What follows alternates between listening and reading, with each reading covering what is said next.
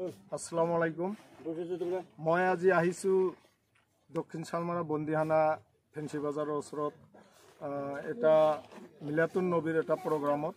ইয়াত আমাৰ মাজত বহুত দূৰ দূৰণিৰ পৰা অতিথি আহিছে, সুদূৰ লক্ষ্ণৌৰ পৰা আহিছে, আমাৰ পশ্চিম বাংলাৰ পৰাও আহিছে।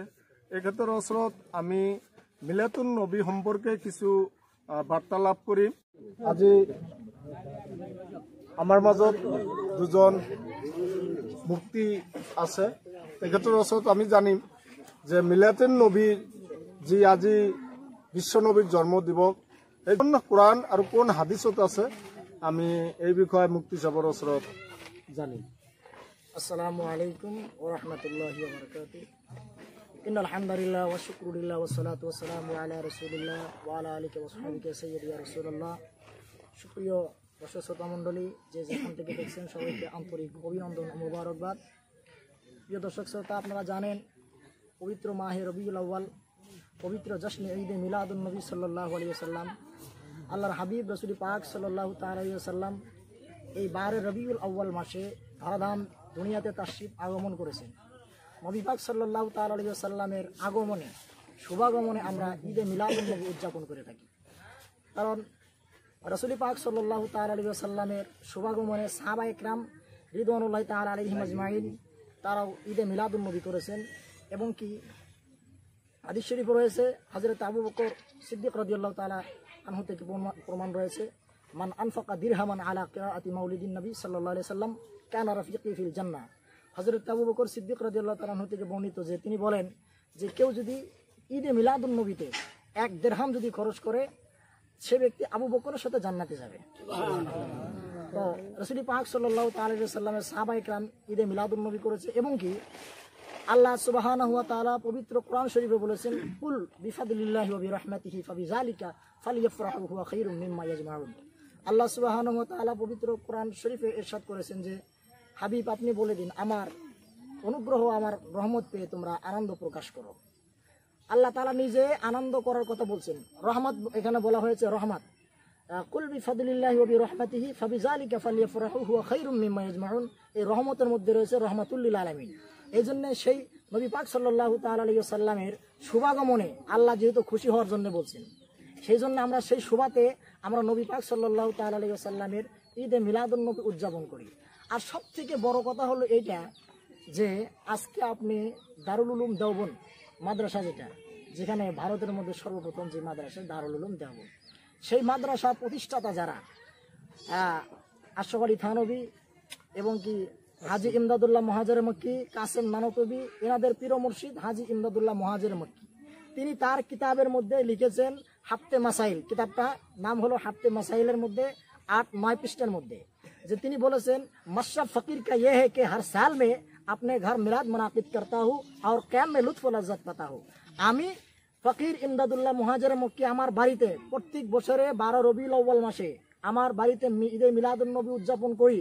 এবং কি সেখানে আমি 100 মুরগি জবাহ করি এবং কি 100 বকরি জবাহ করি। তারপরে আমি ঈদে মিলাদুন নবী উদযাপন করেছি আমার বাড়িতে, প্রত্যেক বছরই করি। তিনি বলছেন যে আমি এই আমার বাড়িতে যখন ঈদে মিলাদুন নবী উদযাপন করি, তিনি বলছেন যে এই ঈদে মিলাদুন নবী উদযাপন করলে আমার মনটার মধ্যে খুব খুশি লাগে। এবং কি তিনি বলছেন যে मशरफ फकीर का यह है कि हर साल में अपने घर मिलाद मुनाकिद करता हूँ और क्या में लुत्फ लज्जत पाता हूँ। তিনি বলছেন যে আমি যখন কিয়ামে দাঁড়াই, রাসূল পাক সাল্লাল্লাহু আলাইহি ওয়াসাল্লামের শানে যখন দাঁড়াই, যখন ইয়া রাসূল সালাম আলাইকা যখন বলি, আমার মনের মধ্যে, আমার কলিজার মধ্যে শান্তি লাগে। সুবহানাল্লাহ। তাইলে আমরা বুঝতে পারলাম দারুল উলুম দেওবন্দ যে মাদ্রাসা প্রতিষ্ঠাতা যারা করেছে, তারা এই ঈদে মিলাদুন নবী করে গেছে।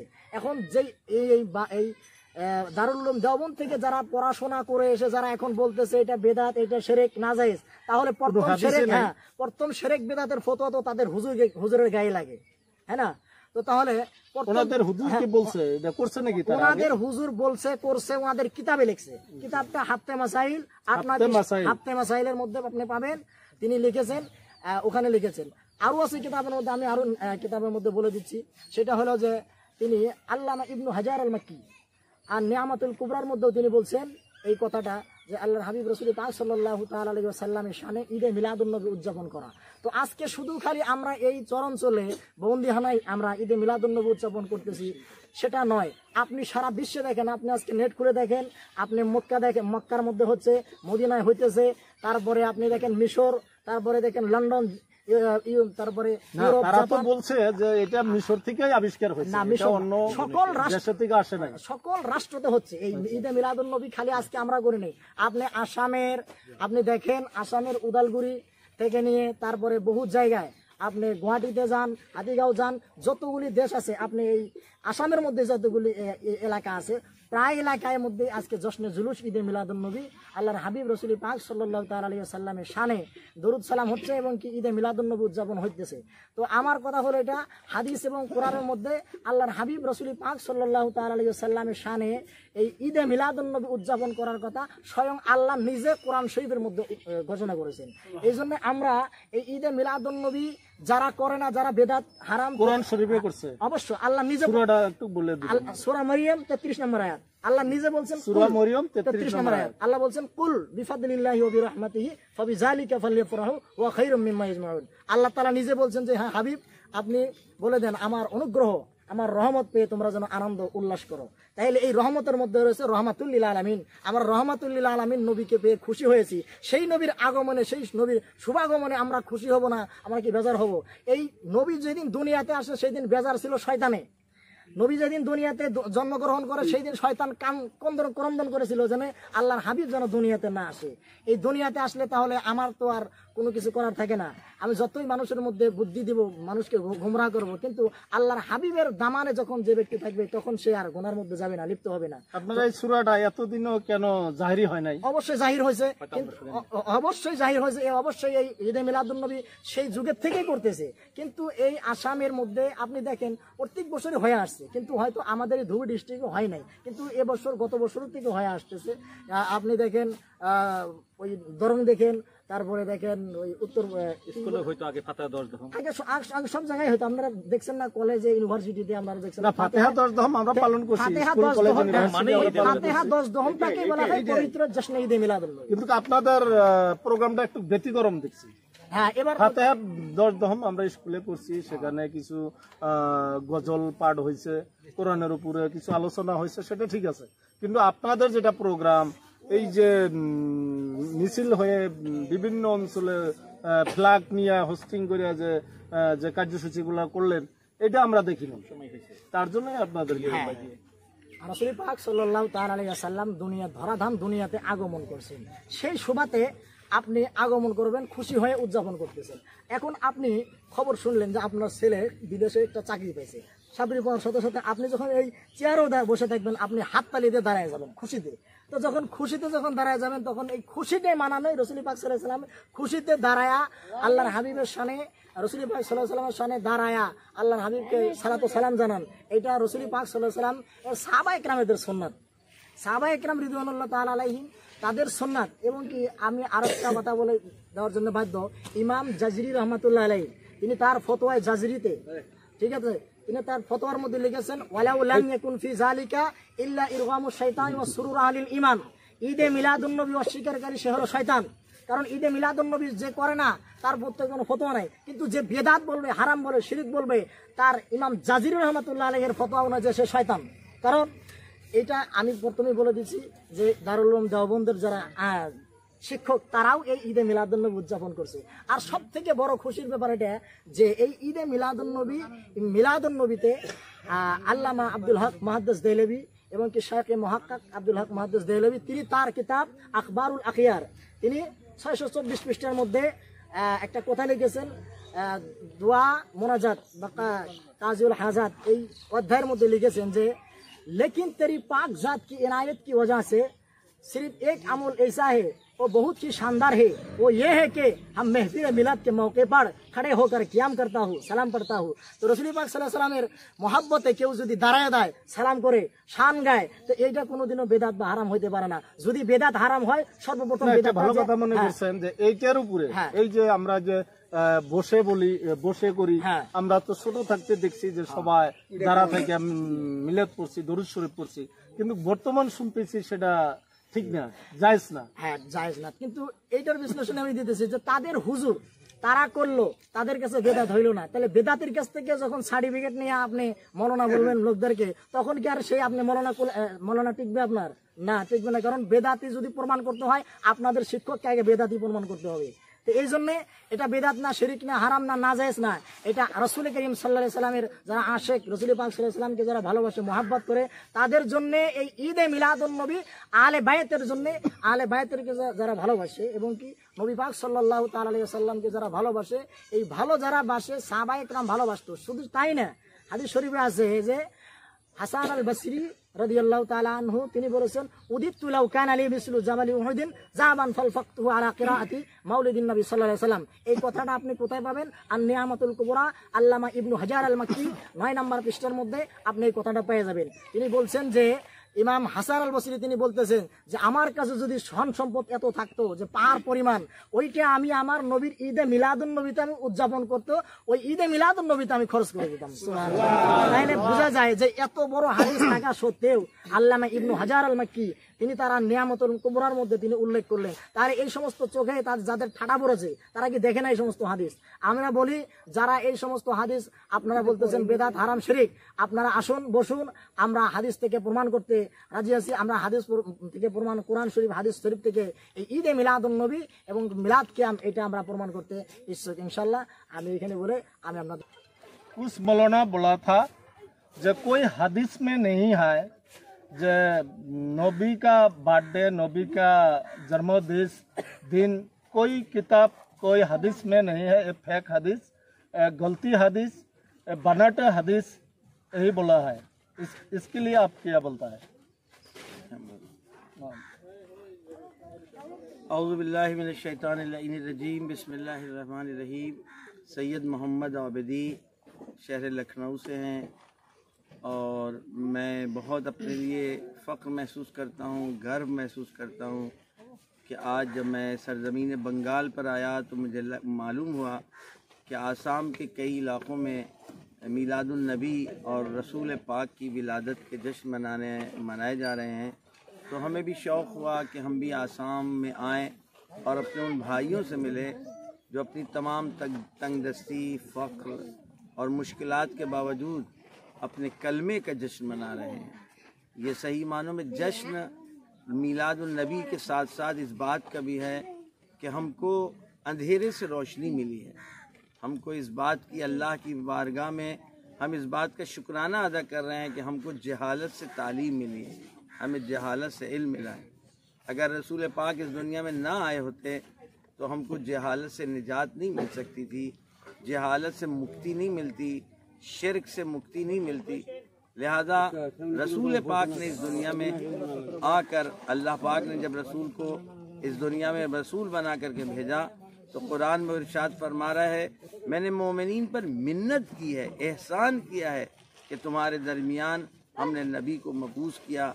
नबी की तालीमात, नबी ने जो हमको एजुकेशन दी है, नबी ने हमें जो प्यार और मोहब्बत का दर्स दिया है, लेसन दिया है, उसके ज़रिए हम हर साल हमको मिलादुन नबी मनाना चाहिए ताकि हम दुनिया वालों को बता सकें कि हम जब भी मोहम्मद मुस्तफ़ा सल्लल्लाहु अलैहि वसल्लम का नाम लेते हैं तो हमको एजुकेशन की तरफ तरगीब नज़र आती है, हमको प्यार और मोहब्बत की तरफ दुनिया को दावत देने का मौका मिलता है। अब जो आपने सवाल किया है कि बाज़ मौलाना मौलवी कहते हैं कि मीलादुन नबी का किसी हदीस में नहीं आया है, मैं कहता हूँ बहुत सारी ऐसी चीज़ें हैं, अभी मैं हदीस का जवाब नहीं दे रहा हूँ, बहुत सारी चीज़ें ऐसी हैं कि जो हदीस में नहीं आई हैं, लेकिन क्या आप इस्तेमाल नहीं करते? आज ये माइक्रोफोन, आज ये बड़े बड़े बॉक्स, आज यही जो हमारे हाथ में है, क्या कहीं हदीस में आया है कि इसका इस्तेमाल हो? लेकिन वक्त की ज़रूरत है, वक्त की ज़रूरत के एतबार से अक्ल अल्लाह ने दी है, अल्लाह के रसूल ने अक्ल की तरफ तवज्जो दिलाई है। हदीस मौजूद है कि अल्लाह ने तुमको 2 नबी दिए हैं, एक ज़ाहिरी नबी, एक बातिनी नबी जिसको देख नहीं सकते। ज़ाहिरी नबी हज़रत आदम से लेकर हज़रत मोहम्मद मुस्तफ़ा सल्लल्लाहु अलैहि वसल्लम तक हैं, और बातिनी नबी हमारी अक्ल है। जब अल्लाह ने हमको यह अक्ल हमारी हिदायत के लिए पैदा की है, यह अक्ल हमको बतला रही है कि वो नबी जो हमारे लिए इतनी खुशियाँ लेकर के आया, इतनी नेमतें लेकर के आया, इतने एहसानात लेकर के आया, हम उसकी विलादत का जश्न मनाकर अपने बच्चों को, अपनी नस्लों को बताना चाहते हैं कि ये तुम्हारे पास जो तौहीद का परचम है, ये जो तुम्हारे पास अजान है, ये जो तुम्हारे पास ला इलाहा इल्लल्लाह है, ये तुम्हारे पास पाकीज़गी, सफाई, ये तुम्हारे पास सच बोलने का तरीक़ा, ये ईमान की दौलत, ये सब कुछ तुमको किसने दिया है? जिस नबी ने दिया उसकी जन्म की तारीख है। हम अपने बच्चों की बर्थडे मनाते हैं, हमारे बच्चे हमको क्या देते हैं? जिस्मानी खुशी देते हैं, लेकिन किसी ने कोई फतवा नहीं दिया, कोई मौलवी मौलाना मना नहीं करता कि आज मेरे फुला के बच्चे की बर्थडे है। बहुत से मौलवी शायद जाते हों, वहाँ जाके खाने भी खाते हों, लेकिन मोहम्मद सल्लल्लाहु अलैहि वसल्लम की जब बर्थडे का मौका आता है कि जिस दिन हम आलम इंसानियत को एक ऐलान करते हैं, बताते हैं कि आज के दिन मोहम्मद साहब इस दुनिया में आए थे, मोहम्मद मुस्तफ़ा सल्लल्लाहु अलैहि वसल्लम, और इससे पहले जब वो नहीं आए थे तो अरब की सरजमीन पर क्या हो रहा था? अरब की सरजमीन के ऊपर लोग छोटी छोटी बातों पर एक दूसरे को कत्ल कर देते थे, जिंदा जिंदा अपनी लड़कियों को दफन कर देते थे। हमारे नबी जब इस दुनिया में आए, उन्होंने इस तरह की तालीम दी, इस तरह की शिक्षा दी, इस तरह की एजुकेशन दी कि उसी रसूल के सामने उसकी बेटी फातिमा जब आती थी तो वो ताजीम के लिए खड़े हो जाते थे। अरब का बद्दू रसूल से ये सवाल नहीं करता था कि तुमने लड़की की ताजीम क्यों की। क्यों? इसलिए कि हमारे नबी ने अक्ल और शऊर और अखलाक इतना ज़्यादा आली और बुलंद कर दिया था कि उनको इस बात का यकीन हो गया था कि अगर इंसान का अखलाक ज़्यादा है, अगर इंसान की प्यार और मोहब्बत और इंसानी उसूल ज़्यादा हैं, तो चाहे वो लड़की हो, चाहे वो लड़का हो, चाहे वो छोटा हो, चाहे वो बड़ा हो, हमें उसका एहतराम करना चाहिए। लिहाजा सबसे पहले तो अक्ली बात है। दूसरी बात कुछ आलम बोला है जो मिलादुन नबी जो पालन करता है ये तो मिस्र से फेक हदीस आया है, सर्वप्रथम मिस्र से आया है, अरब मुस्लिम राष्ट्र कोई यही पालन नहीं करता है, इसलिए रसूल पाक की यहाँ जब विलादत होती थी, जब जनाब इमाम हुसैन अलैहिस्सलाम की विलादत हुई तो रसूल मौजूद हैं, रसूल ने जश्न मनाया है, आसमान से मलाइका उतरे हैं जश्न मनाने के लिए, लोग आए हैं मुबारकबादी देने के लिए। इसी को तो जन्मदिन कहते हैं। और क्या हम क्या ऐसा काम कर रहे हैं जो यहाँ हराम हो? कौन सी ऐसा काम अंजाम दे रहे हैं कि जो जिसकी मनादी शरीयत में हो, जिसको शरीयत ने मना किया हो? हम रसूल का जन्मदिन मनाते इसलिए ताकि उनकी तालीमात, उनकी एजुकेशन को अपने बच्चों और दुनिया के सामने पेश कर सकें। और ये कहना कि मिस्र से आया है, जिस तरीके से वो कह रहे हैं, हम कहते हैं वो कोई हदीस दिखा दें कि जिस हदीस में मीलादुन नबी को मना किया गया। क्योंकि ये तो फितरी अमल है कि जब कोई बड़ा आदमी उसकी विलादत, उसकी जन्म का दिन आता है तो उस दिन इंसान को खुशी होती है। अब वो कहते हैं हराम है, हमें हराम होने की दलील बताएं। आप लोग जो मिलादुन नबी पालन करता है तो आप लोग अहले बैत जो है, अहले बैत का आदमी अगले पालन करता है ना वहाबी पंथी पालन करता है? क्यों? इसलिए कि अहले बैत घर वाले हैं, घर वालों को खुशी होगी। हमारा नाना अगर बहुत बड़ा आदमी था, हमारा दादा अगर बहुत बड़ा आदमी था, तो हम दादा की विलादत मनाएंगे, हम अपने नाना की विलादत मनाएंगे। गैर नहीं मनाते क्योंकि उनको कुछ मिलना ही नहीं है। इसलिए अहले बैत वाले मनाते हैं क्योंकि अहले बैत के घर की बात है। वहाबी आदमी को नहीं मानता। वहाबी तो बहुत सारी चीजें नहीं मानते, वहाबी तो किसी चीज को नहीं मानते हैं। वहाबी तो चूमने को नहीं कहते मानते हैं, लेकिन माँ बाप का एहतराम करना हदीस में आया है। अपने माँ बाप के पैरों का बोसा लो, अपने माँ के हाथों का बोसा लो। जब माँ के हाथ का बोसा लेना जायज है और हुक्म दिया जा रहा है, तो रसूल पाक की जरी का बोसा, जिसने हमको सब कुछ दिया हो, क्या हम उसका बोसा नहीं ले सकते हैं? रसूल पाक के नाम का बोसा, जहाँ जिस परचम और जिस झंडे पर उसका नाम हो, क्या हम उसको अपने सर पे नहीं रख सकते हैं?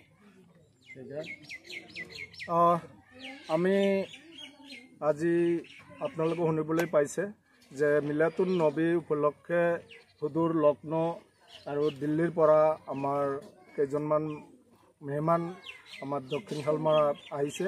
এখেতৰ লগত আমি বাৰ্তালাপ কৰিলোঁ।